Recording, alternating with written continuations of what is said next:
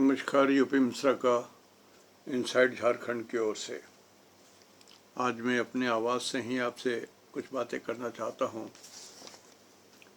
देखिए, राशिफल तो मैं पिछले दिन भी बताया था और आज भी बता रहा हूँ। थोड़ा सा पता नहीं क्यों सिंपल सी बात आप लोग समझना नहीं चाहते हैं। आप चाहे तो लिख लीजिए भरबटिज्म।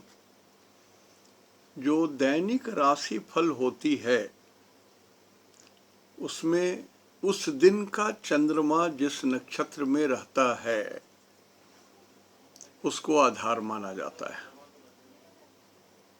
जैसे 29 तारीख को चंद्रमा 12:41 के बाद से सूरज के नक्षत्र उत्तराषाढ़ में रहेंगे। ये मेरा भी जन्म नक्षत्र है। 29 तारीख को सूरज के नक्षत्र में चंद्रमा रहेंगे उत्तराषाढ़ा। तो हमारा अब आधार क्या हो गया? उत्तराषाढ़ा नक्षत्र 12:41 के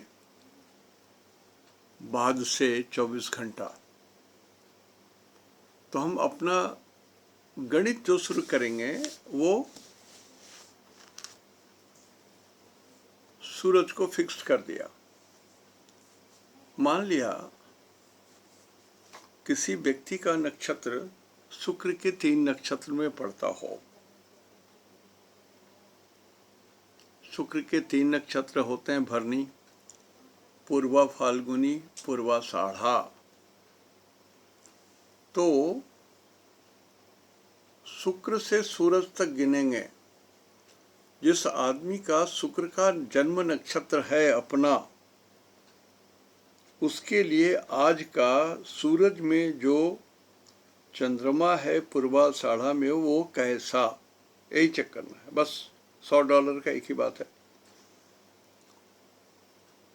तो जिसका जन्म शुक्र के नक्षत्र में हुआ है तो शुक्र, उसके बाद सूरज आता है।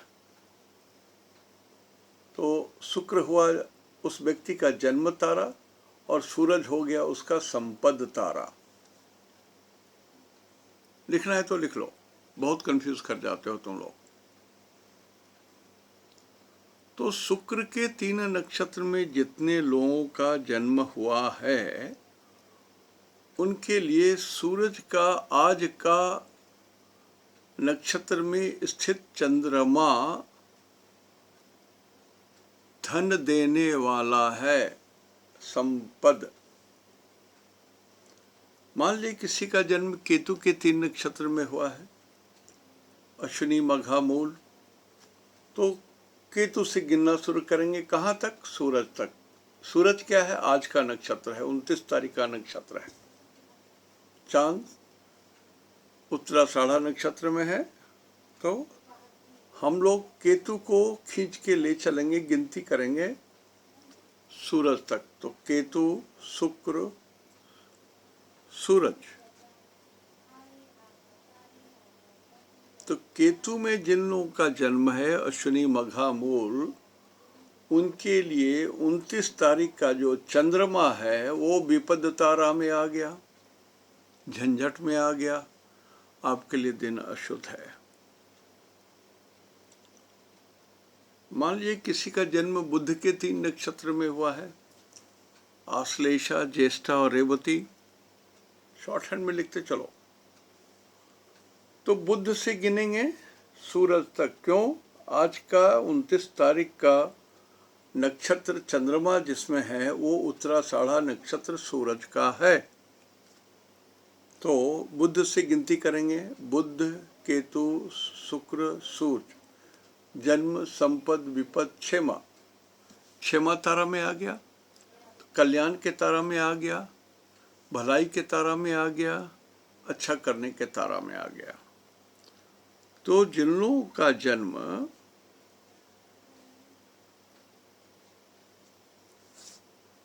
बुध के 3 नक्षत्र में है उनके लिए आज का दिन शुभ है। पहले ये देखिए दिन शुभ है या अशुभ है, नक्षत्र से ये चेक कीजिए। मान लिया किसी का जन्म नक्षत्र है शनि के 3 नक्षत्रों में है, पुष्य, अनुराधा, उत्तरा भाद्रा, शनि के 3 नक्षत्र हैं।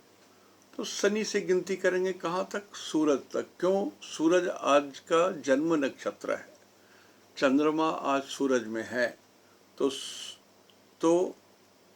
शनि से शुरू कर रहा हूँ। शनि के 3 नक्षत्र में जिनका जन्म है उनके लिए शनि, बुध, केतु, शुक्र, सूरज। तो ये प्रत्यारी तारा में होता है। जन्म, संपद, विपद, क्षेमा, प्रत्यारी, तो प्रत्यारी तारा में हो गया। उनके लिए आज का दिन खराब हो गया जो शनि के 3 नक्षत्र में जन्म लिए हैं। क्लियर है? अभी भी डाउट है तो लिखे, दिमाग को बंद करके लिखे। जिनका जन्म गुरु के 3 नक्षत्र में हुआ है, गुरु के 3 नक्षत्र होते हैं विशाखा, पुनर्वसु और पूर्वा भाद्रा। तो गुरु के 3 नक्षत्र से गुरु से स्टार्ट करेंगे और जाएंगे कहाँ? सूरज तक। सूरज आज का जन्म चंद्रमा आज सूरज के नक्षत्र में है, इसलिए हम सूरज तक जाएंगे। तो गुरु के नक्षत्र में जिनका जन्म है उनके लिए जन्म, संपद, विपद या गुरु, शनि, बुध, केतु, सूरज, केतु के बाद शुक्र।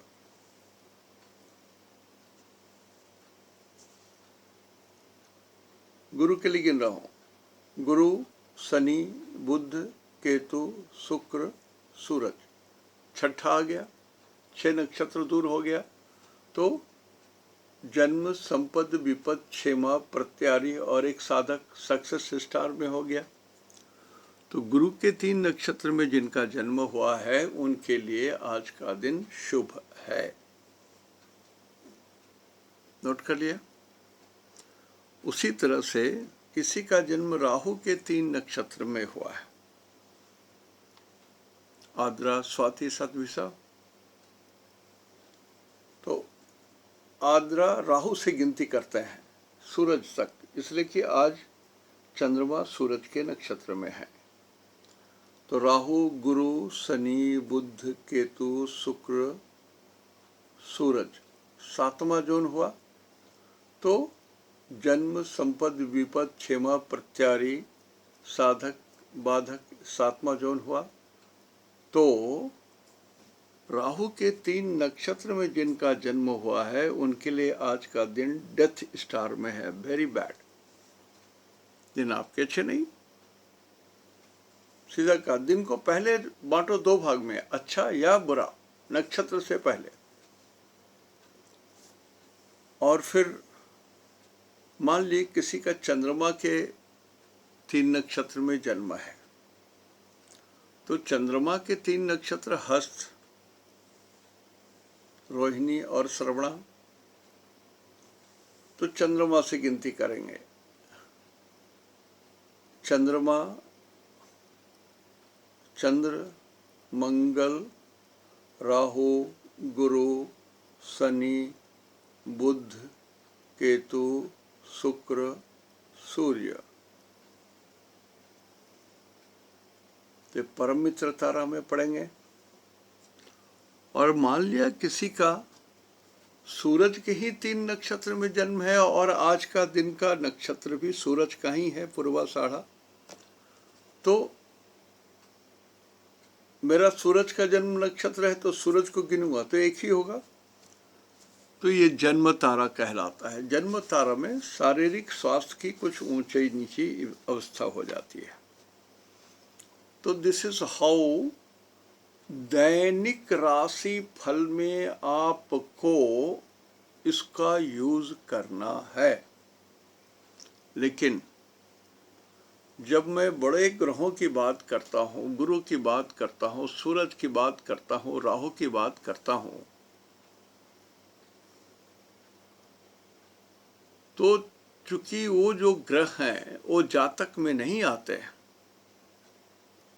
और बड़े ग्रह हैं,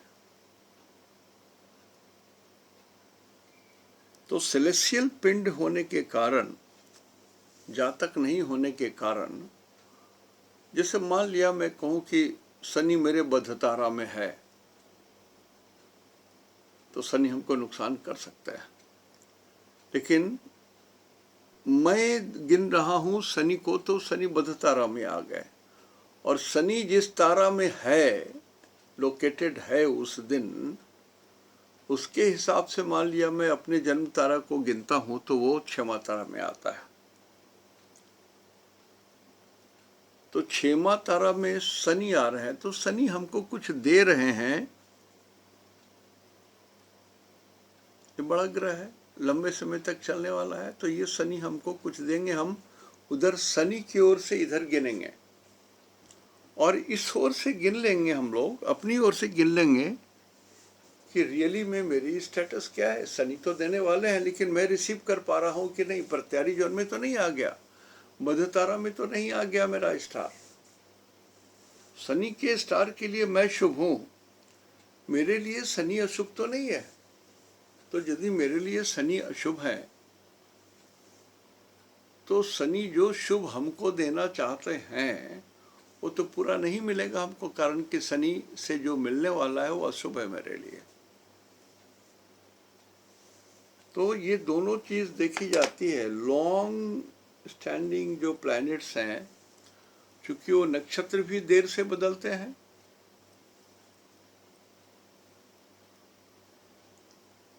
तो वो रिवर्स गियर में भी देख लेते हैं, इधर से भी देख लेते हैं।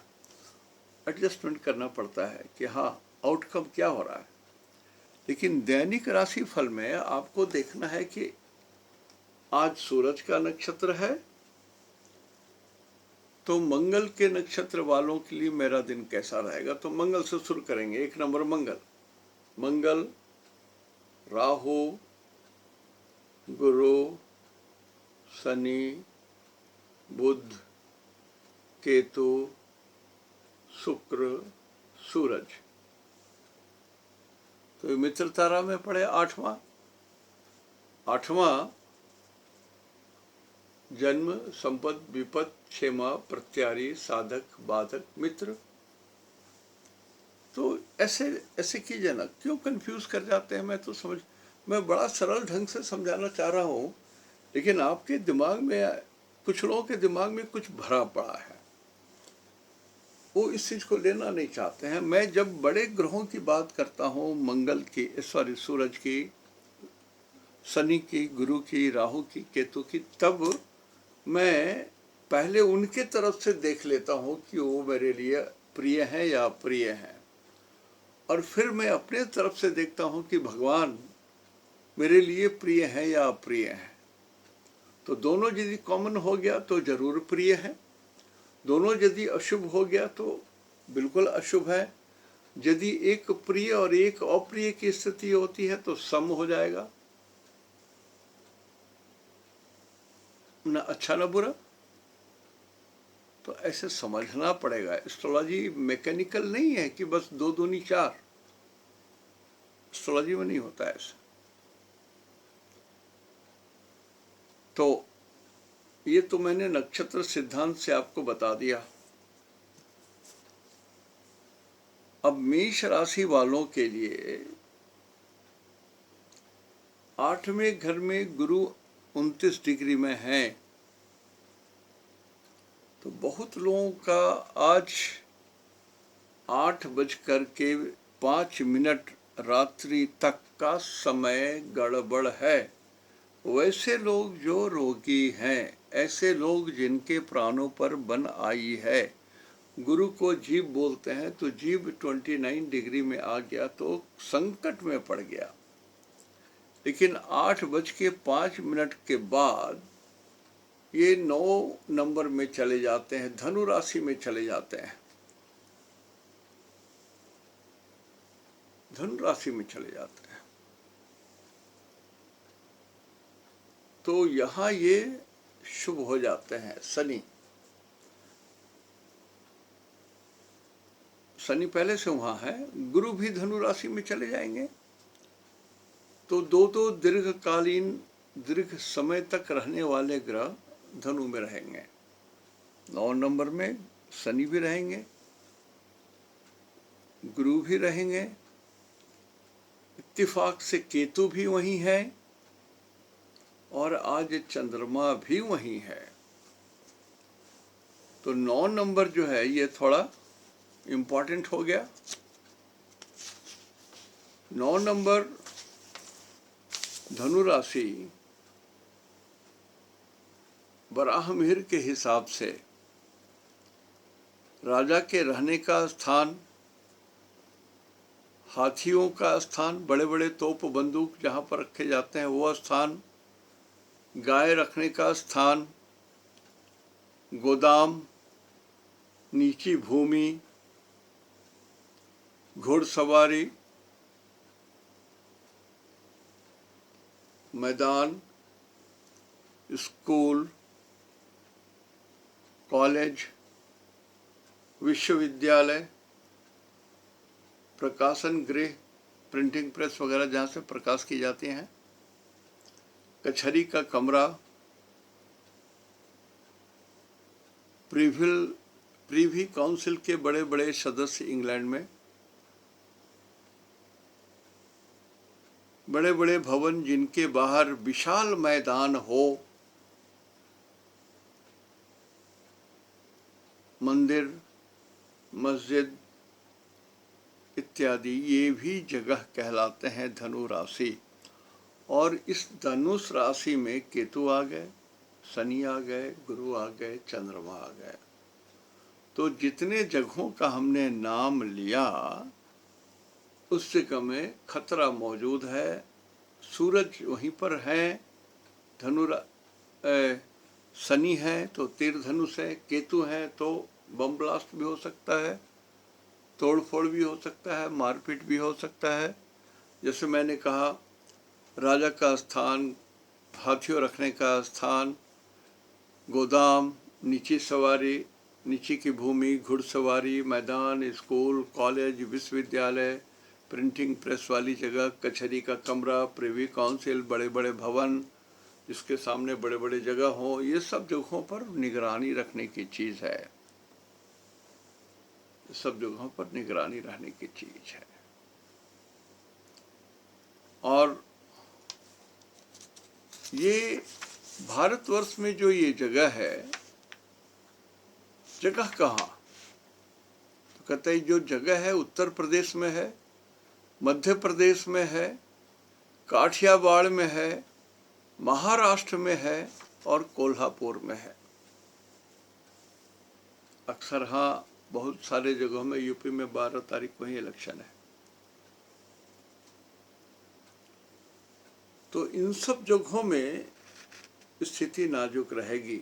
यदि लॉ एंड ऑर्डर ठीक से नहीं संभाला गया तो फिर झूठा फूटा कुछ काम खड़ा करके ऐसी बवंडर बना दी जाएगी, समझना मुश्किल हो जाएगा।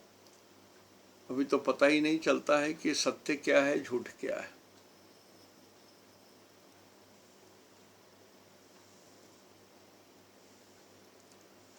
और सूरज अभी 12 नंबर में है। सूरज माने आग, और 12 नंबर का मतलब होता है महासागर।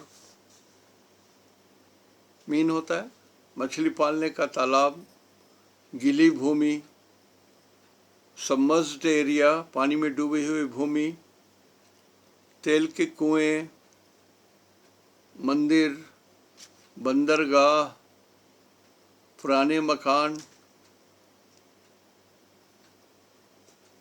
अनाथालय, छुपने का जगह, विद्वानों की सभा स्थली, जहाँ पर विद्वान लोग बैठ करके, पार्लियामेंट हाउस या विधानसभा बोल लीजिए, जहाँ पर विद्वान लोग बैठ करके चर्चा करते हैं। अब अभी हमारे पार्लियामेंट में कितने विद्वान लोग हैं ये समझना बड़ा मुश्किल है। विधानसभा में भी कितने विद्वान लोग हैं ये समझना मुश्किल है। कारण कि कौन कितना ज्ञानी है, कौन कितना पढ़ा लिखा है, इस पर वोट नहीं जा रहा है। वोट जा रहा है कि कौन कितना दबंग है, कौन कितना दूसरे को बुद्धू बना सकता है, किसको इमोशनली ब्लैक किया जा सकता है, किसको गाढ़े सपने दिखाए जा सकते हैं दिन में 12 बजे दिन में, किसको कितना गाढ़ा सपना दिखाया जा सकता है। इस पर वोट पड़ते हैं।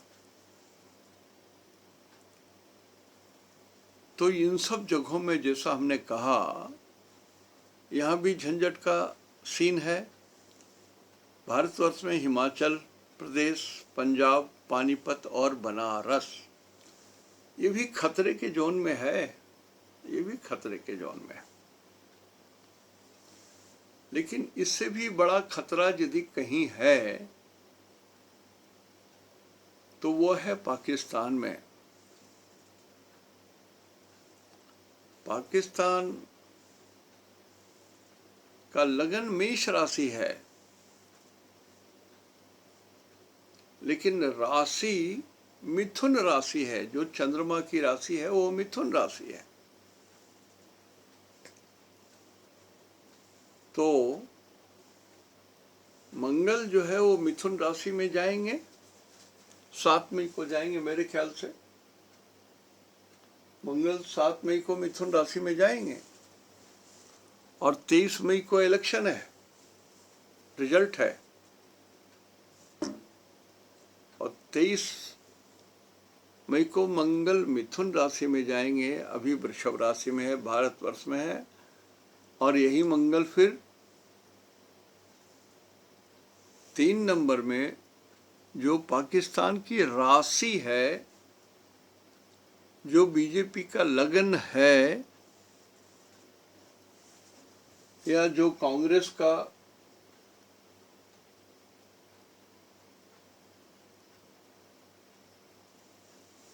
विदेश नीति है, परदेश से जो संबंध है, इन सब चीजों में मंगल ढुक रहे हैं। और मंगल राहु के साथ में है। वो राहु वहां पहले से मौजूद है, मंगल जा रहे हैं, करेला नीम पर चढ़ रहा है। राहु धोखा देने की चीज है, मंगल धोखा देगा, छल कपट प्रपंच करेगा, अमृत चुराएगा। अपने यहाँ के किसी ज्ञानी आदमी का अपहरण हो सकता है, बहुत विद्वान आदमी का अपहरण हो सकता है, या किसी ऐसे ही स्टालवर्ड्स आदमी के स्वास्थ्य बहुत खराब हो सकती है, स्थिति नाजुक भी हो सकती है।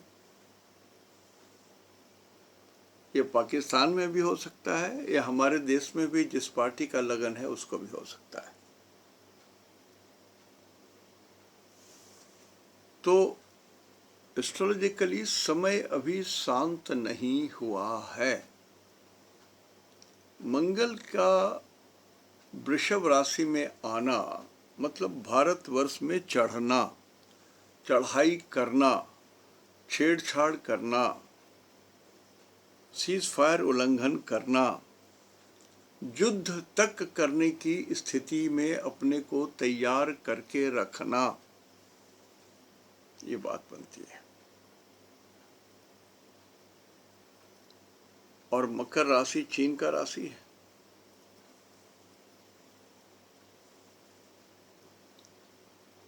तो मकर राशि के स्वामी भी तो शनि है, और जो 9 में आ गए हैं। बहुत गंडोगोल, बहुत गड़बड़ी, बहुत हेराफेरी, बहुत तुम्बा फेरी, बहुत झूठ, बहुत प्रलाप, अरण्य रोदन, घड़ियाली आंसू, झूठ, महाझूठ, उससे भी बड़ा झूठ, झूठों का। मैं यदि कहूं कि पुलवामा क्या है, किसी गांव में जाकर के, तो लोग पूछेंगे सर कौन मोहल्ला है ये। एक बूढ़ी औरत जो गट्ठर लेके आ रही है, जिसके पेट धंसे हुए हैं, शरीर पर आधा वस्त्र है और लाठी लेके चल रही, एक हाथ से बोझा। पूछे कि पुलवामा कहाँ है, तो बोलेगा बाबू नहीं जानते हैं, हमारे मोहल्ला में तो नहीं रहता है। हम लोग यदि बोलेंगे कि राशन दुकान कहाँ है, तो बता देगा इधर राशन दुकान है। तुमको राशन मिला? नहीं मिल रहा है बाबू।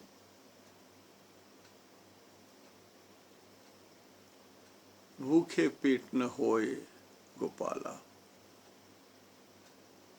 अरे टट्टी तो तब न होगा जब भूख होगी, जब पेट में अन्न होगा, तब न गुसलखाना की बात होगी।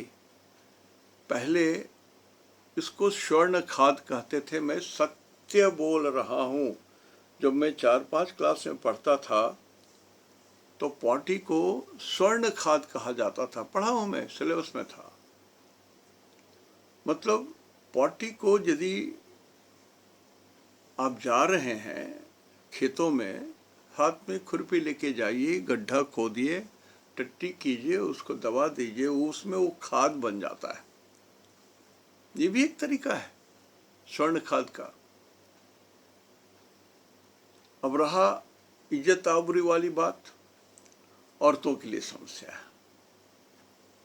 औरतों के लिए समस्या है तो आप घर में ही घेर करके चलंत बाथरूम बना लीजिए, कपड़े से घेर दीजिए चारों ओर, आप बैठे, बड़ा गड्ढा खोद दीजिए। इतना गड्ढा मत खोदिए कि वो पानी के लेयर को टच कर जाए। स्वर्ण खाद की बात बोल रहा हूँ मैं। खेतों में भी ऐसे ही 4 खुट्टा दे करके उसमें पुरानी फटी साड़ियाँ दे करके घेर दो, गड्ढा कर दो, आधे कमर भर पटरा रख दो। जैसे टट्टी औरतें जाती हैं, वो खाद भी स्वर्ण खाद कहलाता था। 1 पैसा न लगना न कुछ होना। जमींदार पहले अहरा पोखरा बनाते थे। जो जमीन ढालुआ है तो ढालुए जमीन में ये दीवार बना देते थे, बड़ा चौड़ा मोटा मिट्टी का ही दीवार बना दिया, डैम बन गया, सारे पानी उसी में जमा हो गए। तो क्या पुराने जमाने के जो जमींदार थे, राजा थे, अपने प्रजा का पालन नहीं करते थे? खेत उनके पास भी थी, पोखरा भी थे, पोखरा में भी मछली पाली जाती थी, वहीं पर मंदिर भी होते थे, पूजा भी होता था, पुजारी भी रहते थे। मैं किसी समुदाय की बात नहीं बोल रहा हूँ, किसी पार्टी की बात नहीं बोल रहा हूँ, मैं प्लानिंग की बात बोल रहा हूँ। बिना खर्च लगे, नमक लगे भी रंग चोखा हो सकता है।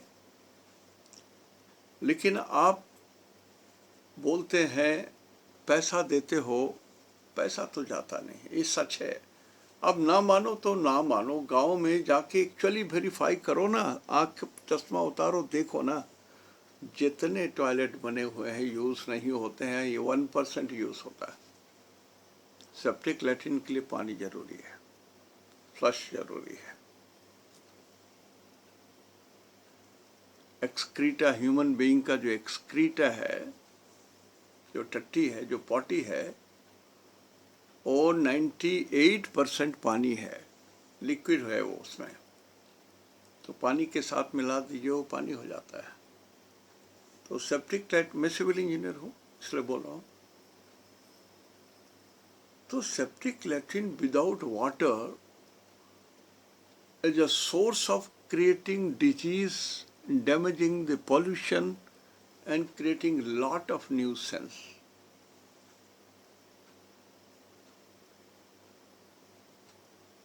अब बारिश हो रही है तो पूरे आसमान को आप तिरपाल से तो नहीं ढक दोगे, आप छाता लोगे, काम चल जाएगा आपका। तंबू ले लोगे, काम चल जाएगा। अब पूरे आसमान को ढकने का क्या जरूरत है? तो पूरे भारतवर्ष के पैसे को नष्ट मत कीजिए, कुछ हम लोगों के बाल बच्चों के लिए भी रहने दीजिए। मैं सभी पार्टियों से गुजारिश करता हूँ, सभी पार्टियों से गुजारिश करता हूँ, कारण कि जो आकाश है वो बड़ा विचित्र ढंग से है और अभी अमावस्या आनी बाकी है। 5 तारीख को अमावस्या है, 6 को नया साल शुरू होता है। तो अमावस्या के पहले और अमावस्या के बाद बहुत डेंजरस समय है। प्राकृतिक उपद्रव हो ही सकते हैं, भूकंप हो ही सकते हैं, देश दुनिया एक दूसरे के दुश्मन हो ही सकते हैं, बहुत सारी बातें। क्रिटिसाइज करने के लिए क्रिटिसाइज मत करो, समझने के लिए क्रिटिसाइज करो। खामोखा एक बात लोग करके कुछ बात बोल देते हैं तो थोड़ा हमको भी दुख लगता है। ऐसी बात नहीं है कि मैं आपसे बहस करने तो जा नहीं रहा हूं, मैं तो सिर्फ I am trying to share my knowledge with everybody. यदि आपको मेरा नॉलेज नहीं ठीक लगता है तो छोड़ दीजिए, डोंट सी द चैनल। और मैं किसी पॉलिटिकल पार्टी का सपोर्ट नहीं करता हूं, मैं आपको बताऊं, लेकिन बोलने का अधिकार तो मेरे पास भी है ना, एक्सप्रेशन का अधिकार तो मेरे पास भी है, लेकिन प्रचार करने का अधिकार मेरे पास नहीं है, इसलिए कि मैं किसी पार्टी का नहीं हूं। हम लोग मेंटली मान लेते हैं जैसे एक तरफा प्यार होता है ना, एक लड़का एक लड़की को एक तरफा प्यार करता है, तो उसी तरह से हम लोग किसी पार्टी को एक तरफा प्यार करते हैं। वो हमको करे या ना करे, मैं किए जा रहा हूं, ये जानते हुए भी कि डेमोक्रेसी खतरे में है, ये जानते हुए कि नौकरी खतरे में है,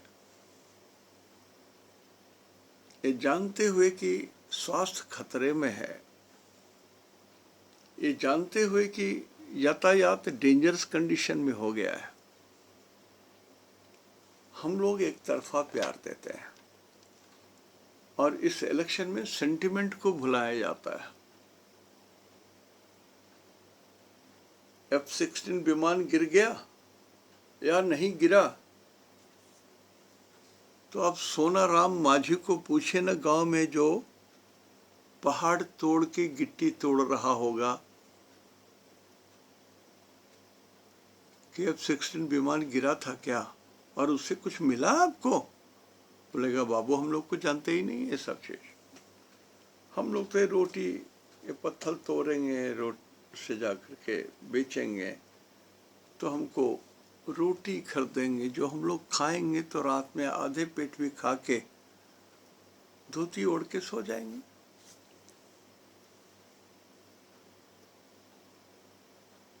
तो इस बार का इलेक्शन कोई मुद्दा विहीन है।